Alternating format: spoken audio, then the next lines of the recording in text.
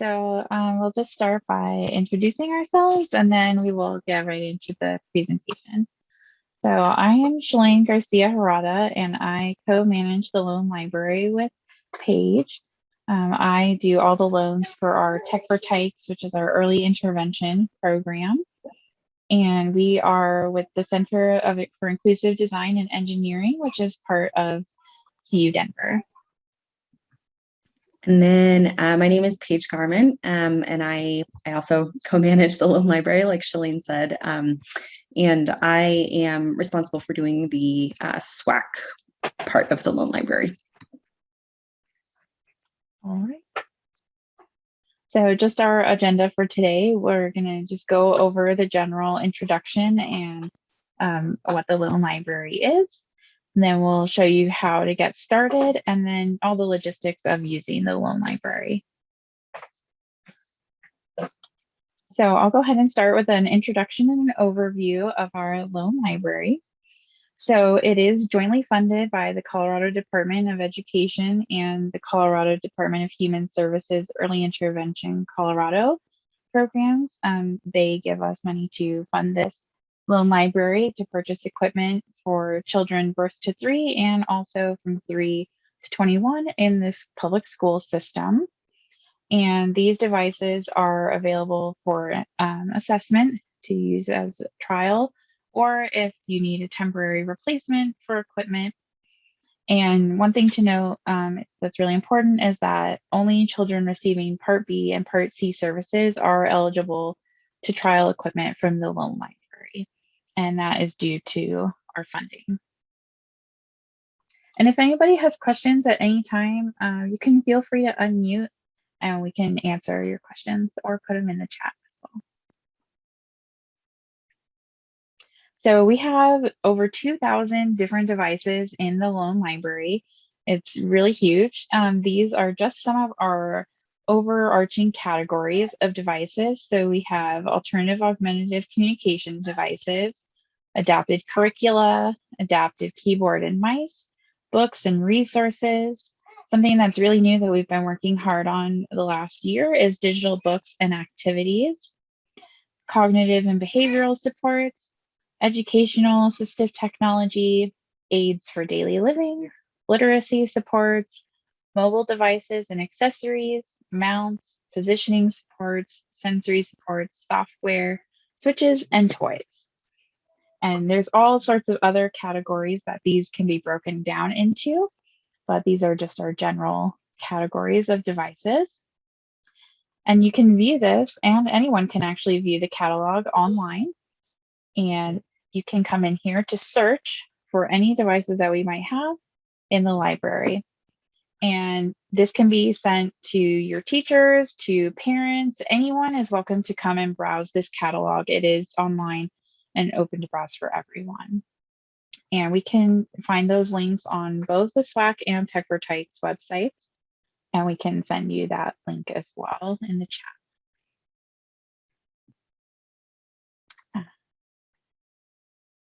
Let me pop out here. So this is the catalog here. This is what it looks like when you come in. And if you want to search, you can just click search. And you can search for any device in this search bar. And we'll go into more detail into this later. But anyone can come to this webpage. It's swac.goalexandria.com. And this is how you can browse all of our devices.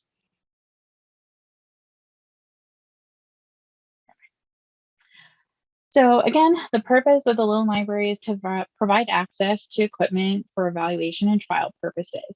So we also can provide these equipment if you would like to do professional development, but these equipment is not available for long-term loans. So in doing so, third-party financiers and school districts or parents who may be purchasing AT can make an informed decision whether the technology is a good match for the individual using it.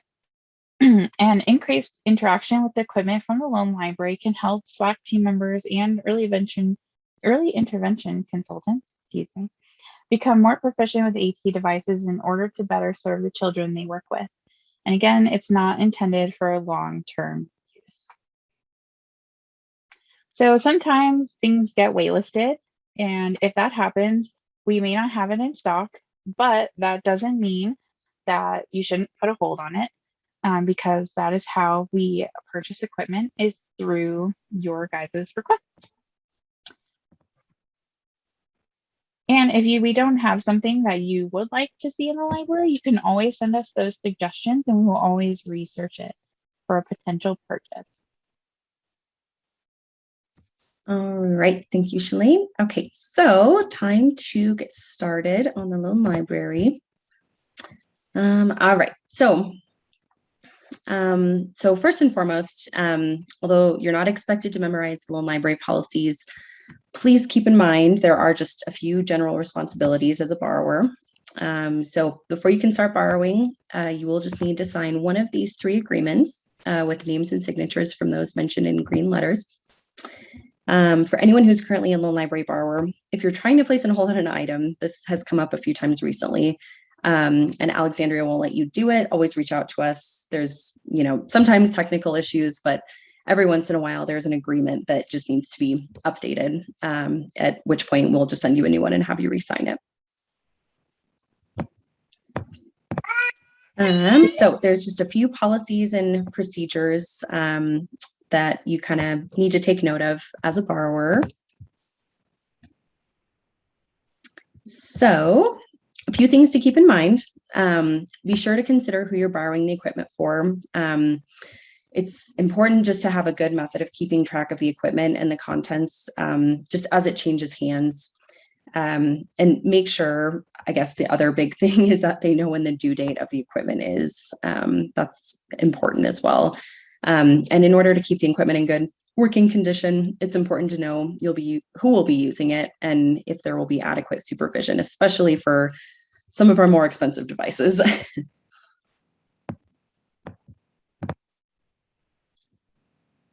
And then let's see. All right, so there's a few things to think about.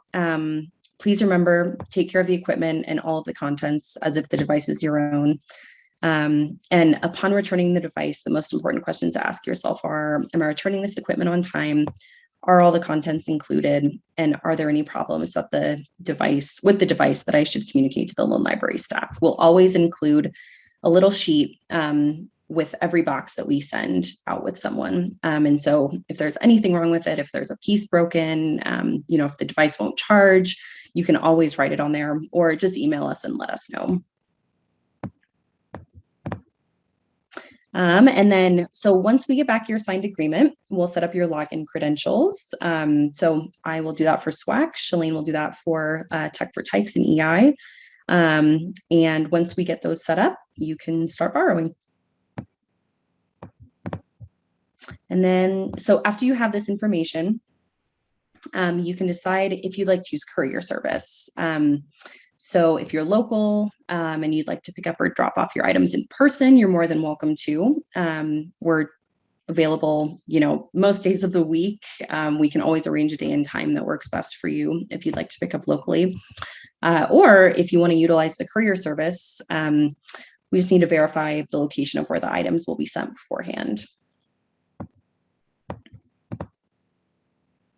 And then, okay, so SWAAC does have a paid partnership with Click, which manages the courier service. So if your district is already participating, you may be able to use the courier service free of charge through their existing contract. So if it's already being used, maybe just find the person in your district and see who you can find who works with the courier service to learn about the drop-off location and some of the internal processes that go on with it. But if not, and you would like to set it up, feel free to reach out to Shalene and I, and we can walk you through the entire process of getting it set up. It's a little bit of a process, but we have it pretty nailed down. So if you need help, just let us know. And then your district or organization may decide to add a new courier location, which is fine. If this is an option for your district or your organization, the cost is pretty minimal. It's about $120 a year. So not too bad when you think about it. So when you're ready to make arrangements, you can contact either of us and we can help you get it set up.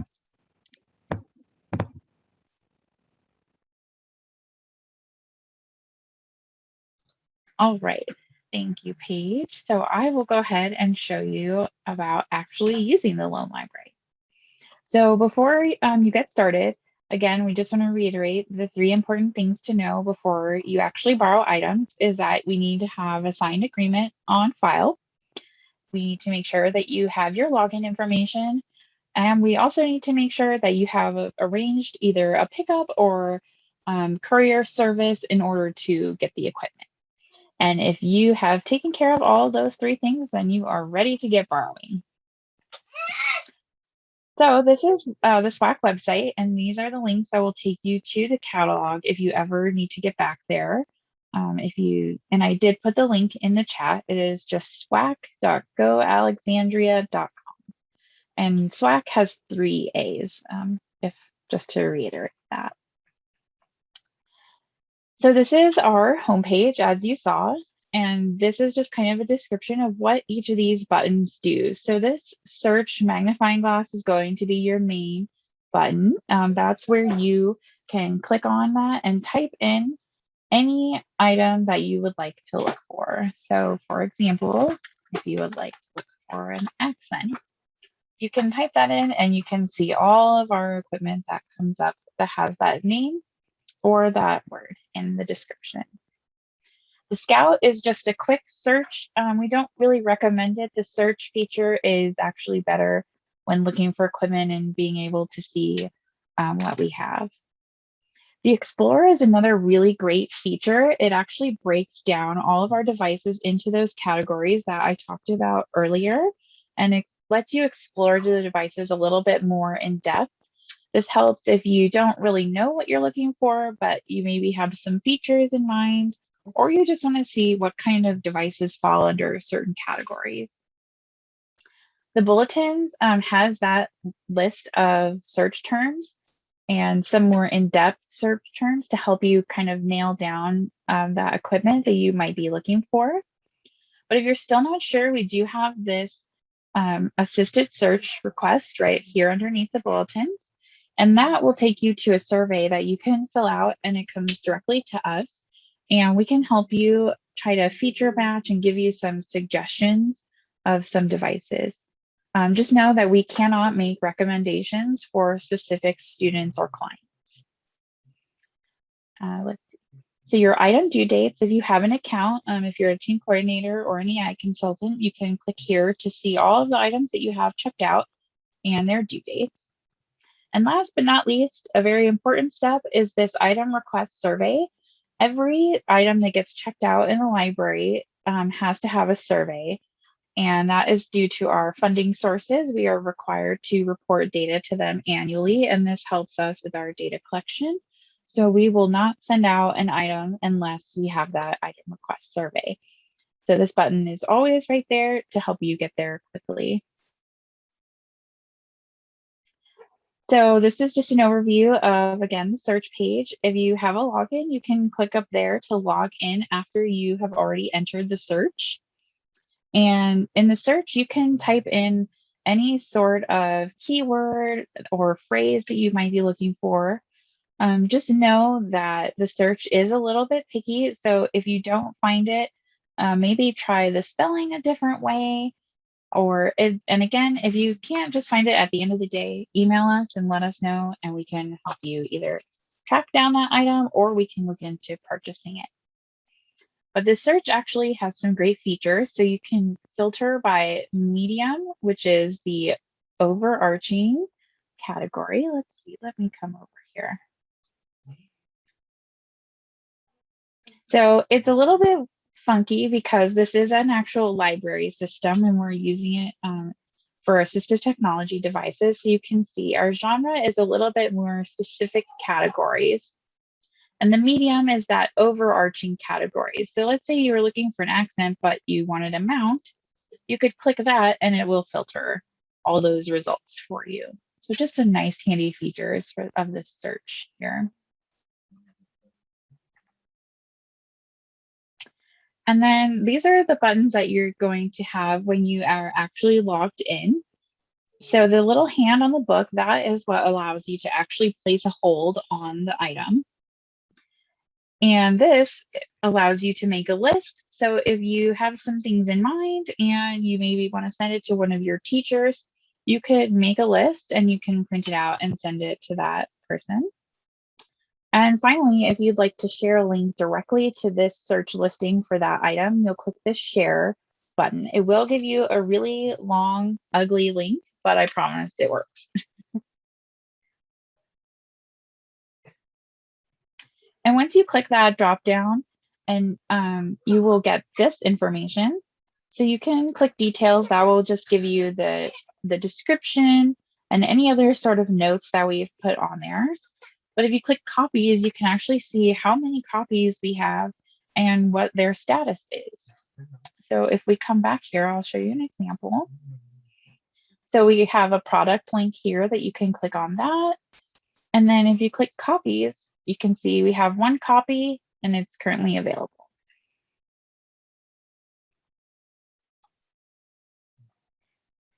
So this is going to go more in depth for the Explore. So this is what it looks like once you click the Explore button, and it breaks it down into all of these categories. And this is a great resource if you're just kind of browsing, or you maybe have an idea and you have some overarching features that you would like, and you can come in there and just see what we have. And I will show you that.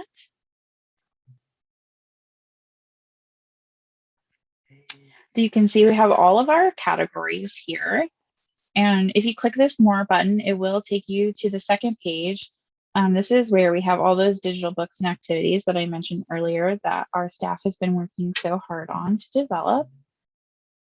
But for example, let's click on AAC. So once you click there, you can see all AAC, or you can see that we have the categories of different devices and their different features. So you can break it down by that. So let's say you're looking for a 4 to 12 message device, you can click on that and it will bring up everything that has been tagged with that feature. And also be sure to click find more, because it may not be showing everything. There may be more than 50 results, for example. Let's see.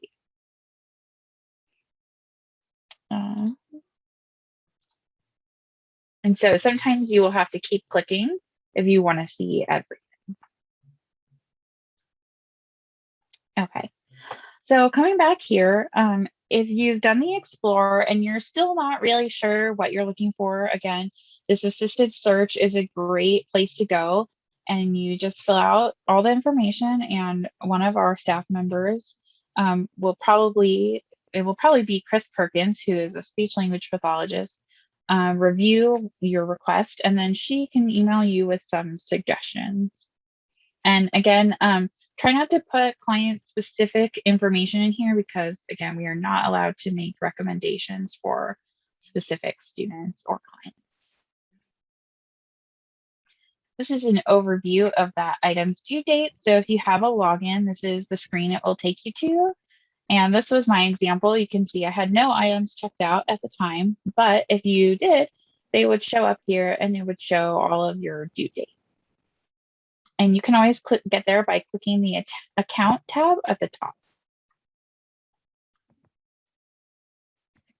Thanks, Shalane. All right, so what happens after your hold is placed on an item? So there's a few steps. So the first step will be to ask your team coordinator or EI consultant to place a hold on the item or items for you. And then, just like Shalane was mentioning, you'll fill out the item request survey. Be sure to always fill it out, even if the item isn't currently available. And then if the item is currently available, Shalane or I will get it packaged up and either sent to you via courier or coordinate a pickup time with you at our office. So like I just mentioned, if you don't see what you need, let us know. We're always looking for ideas to expand our loan library. The same goes for placing holds on items that are unavailable. Be sure to always place the hold. It gives us an idea of how popular items are, which in turn just helps us make decisions on purchasing. All right, so like Shalane just showed you, the link for the item request survey can be found on the SWAAC website under the Loan Library tab. And just please be sure to always fill this out for every item that you request. Without this being completed, we won't be able to check the item out to you, and your loan request will remain unfulfilled until we receive that completed survey. So then once the item request is the item request survey is filled out, we'll fulfill the item request in time-stamped order. So right now, and this could change, but we're currently in the office Mondays, Tuesdays, and Thursdays. And that is also the days when the courier comes to us. So those are the days that the items will be sent out to you. So after we check out an item to you, you'll receive an email notifying you either that it's ready for pickup or that it's been sent through the courier, depending on what option you choose in the item request survey. And then just a quick note for kind of this temporary time right now, with COVID shutdowns and staffing shortages, it's been taking a bit longer than usual for items to arrive door to door through the courier. So if you're having your items sent via courier, just notify us, please, if you've not received it within 2 weeks of it being sent. It's important just so we can let the courier know.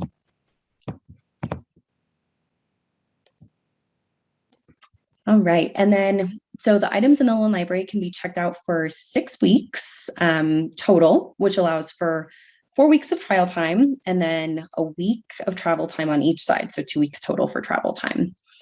So if you're in need of a long-term loan, just reach out to us and we can discuss further options for that. And another little side note, if you'd like to extend your loan, definitely reach out to Shalane or I. If the item is not currently waitlisted, we can definitely renew it for another 2 weeks.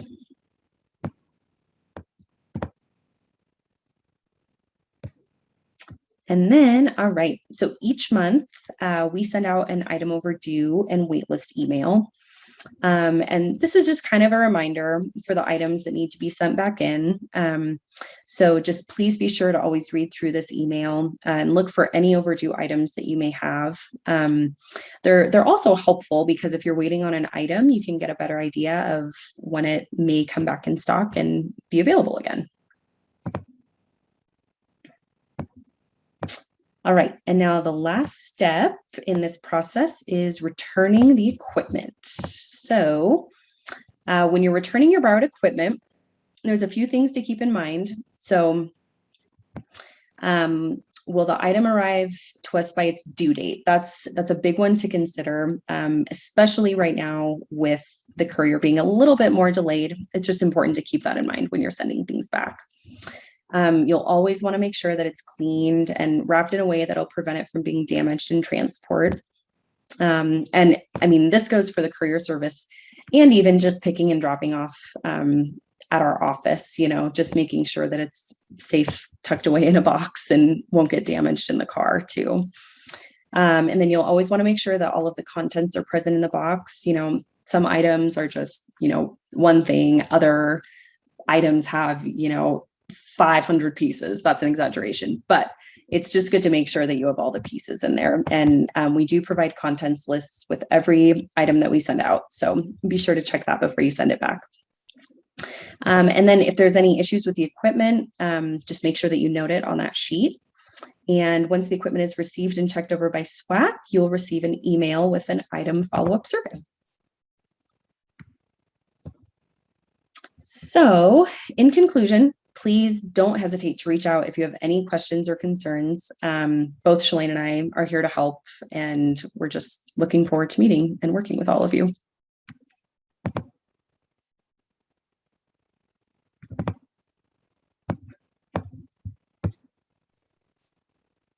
Yeah, thank you all for coming. I'm going to put this other slide back up so you can see our email addresses just in case. But you can feel free to unmute or put your questions in the chat if you had any. Looks like someone had a question about parental requests. If you want to go ahead and unmute, we can go ahead and answer your question. Hi, can you hear me? Yeah. Okay, thank you. Yeah, I'm glad I can say it because it's kind of long. I was just going back to your question about the parents being able to make requests. So is this something like if they're doing that, is this all have to go through the school, or is this something that the parent can do? Do they need to go through like a service provider, or is this something that they can, if they have the knowledge, they can do on their own? How does that work? I have kind of a So, question with that. yeah. So parents are allowed to browse the library, but only the team coordinator or the early intervention consultant can check out equipment. Okay. So it depends on what services the child is receiving. So if the child is receiving the Part C services and they are receiving, you can ask for an AT consult, and Okay. the AT consultant, for whoever your CCB is, can check out equipment if they're set up. And Okay. then if you're in a school district, you can contact your school district's team coordinator, and they'll be the one who can make the request to check out the equipment. Does that help? It helps. That helps with part of it. So I guess the next step I have, and I don't know if this is maybe like over what you guys are, what you're talking about here, but often a problem we have is that we trial a device, but they only have like a specific setting. Like say they're only allowed to use it at school, but then there's a whole other environment of trying to get the parents able to use it at home. So when we trial devices, are they able to take them home, or is it something that can only be through school? So, Or their service provider? How does that work? gotcha. So we kind of leave it up to the schools, but we do have that note, like Paige mentioned earlier, that the school and ultimately the team coordinator is Okay. responsible for that equipment. I know there are some school districts that send home equipment and they have their own agreement that they have the Mhm. parents sign. So it's really up to the school district and the team coordinator on how you handle that. Okay. We just remind you that the school district is financially responsible for that device Right. if Right. anything does Yeah. happen to it. Okay. Yeah. Sorry, I couldn't give a No, more it's okay. clear answer, It's but just one of the things we try to do is like we want the kids to be able to use it at school, but then also like have at least some time with a device at home, but I could understand why. And so it's right. I'd like to be able to like use the data that we gather at school to like if they needed that to, or not, well, not necessarily at school, but be able to track data to show that the kids can use the device so that they can find a way if they need it like outside. But that's a whole other thing. But I was just checking to see how the parent process works if they wanted to use the device. So Yeah. And I know sometimes insurance, depending on what the device is, like for example, insurance will fund an AAC device, mhm. depending on the insurance. So sometimes I know teachers or team coordinators do help pursue private devices for Okay. students. So that could be another option. Okay. Thank you. I appreciate it. Yeah, absolutely. Anyone else have any other questions or would like to see something else in the Loon Library?